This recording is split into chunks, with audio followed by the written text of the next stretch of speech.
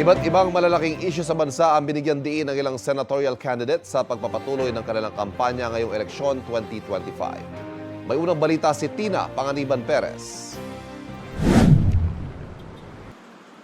Kabilang sa mga plano ni Atty. Angelo de Alban ang free therapy at developmental assessment sa Zamboanga, Sibugay. Binisita ni Caliote de Guzman ang Fisher Folk community.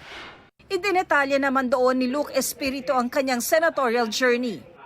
Nagpaalala si Senator Bongo sa banta sa kalusugan ng mainit na panahon. Agrikultura ang bibigyang prioridad ni Senator Amy Marcos. Sa Bohol, isinulong ni Manny Pacquiao ang libreng pabahay para sa mga mahihirap. Ang kaligtasan ng mga Pinoy ang pagtutuunan ng pansin ni Benhar Abalos. Mabilis na internet connection ang isa sa plano ni Senador Francis Tolentino.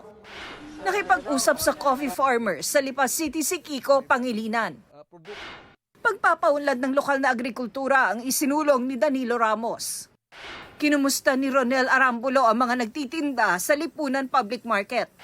Nakaisa sa Kabute Festival sa Cavite si Senator Ramon Bong Revilla. Kabuhayan na trabaho ang isinusulong ni Congresswoman Camille Villar. Iginiit ni Bam Aquino ang food security at national security. Patuloy naming sinusundan ang kampanya ng mga tumatakbong senador sa eleksyon 2025. Ito ang unang balita. Tina Panganiban Perez para sa GMA Integrated News. Kapuso, huwag magpapahuli sa latest news and updates. Maging una ka sa balita at mag-subscribe sa YouTube channel ng GMA Integrated News.